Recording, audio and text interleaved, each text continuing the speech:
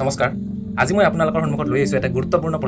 প্ৰশ্নটো হ'ল আপোনালোকে DLED কৰিব নে BEd কৰিব আৰু কোনটো কি ক্ষেত্ৰত ভাল হয় আজি মই এই গোটেইখিনি কথা আপোনালোকক ভালকৈ জনাই দিম DLED আৰু BEd দুটা 2 বছৰৰ কোৰ্স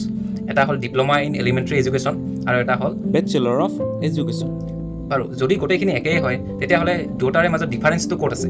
ডিফাৰেন্সটো ইয়াতেই আছে DLEDৰ জৰিয়তে আপোনালোকে চৰকাৰী স্কুলত চাকৰি পাই যায় তেতিয়াহ'লে ক মানৰ পৰা অষ্টম মানলৈকে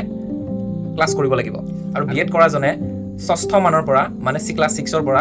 12 লৈকে যদি হাই সেকেন্ডাৰী আছে তেতিয়াহ'লে 12 লৈকে তেওঁ ক্লাছ কৰিব পাৰিব কিন্তু DLEDৰ বিলাকে কেৱল ক শ্ৰেণীৰ পৰা ক শ্ৰেণীটোক আমি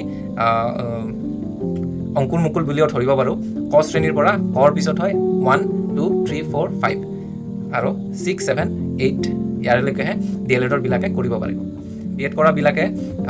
ক মানৰ পৰা 5 লৈকে কৰিব নোৱাৰে BEd কৰা বিলাকে লোৱাৰ প্ৰাইমাৰী স্কুলত চাকৰি ল'ব নোৱাৰে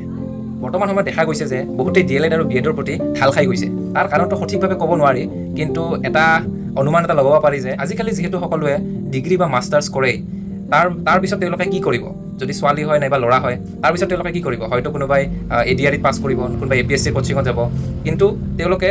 পেৰেলেলি এই DLED বা BEdতো এডমিশ্যনটো লৈ থৈ দিয়ে মাষ্টাৰ্ছ কৰাৰ পিছত নাইবা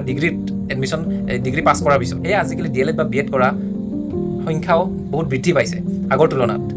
আৰু বৰ্তমানৰ DLED আৰু BEdৰ বহুত কঠিন হৈ পৰিছে তেওঁলোকে সকলোৱে 2 বছৰ ৰেগুলাৰ ক্লাছ কৰিবই লাগিব আৰু যিসকলে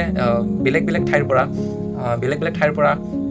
কোৰ্স কৰি পেলাই BEdৰ সাৰ্টিফিকেট লৈ আহে তেওঁলোকৰ সাৰ্টিফিকেট কিমান প্ৰযোজ্য হয় সেইটো নটিফিকেশনত কৈয়ে দিয়ে কি যদি বাহিৰা ষ্টেটৰ BEd নাইবা DLEDটো নহয় বাৰু BEdৰ সাৰ্টিফিকেট যদি একচেপ্ট নকৰো বুলি কৈ দিয়ে তেতিয়া তেওঁলোকে এপ্লাই কৰিব নোৱাৰে কিন্তু এটা নটিফিকেশনৰ ওপৰতহে কথা যদি তেওঁলোকে কয় কি এপ্লাই কৰিব পাৰিব তেতিয়া এপ্লাই কৰিব পাৰিব যেহেতু মই গোটেইখিনি কথা ক'লোৱে আপোনালোকক আপুনি বাৰু কোনটো কোৰ্স কৰি আছে মোক তলত কমেণ্টত জনাবচোন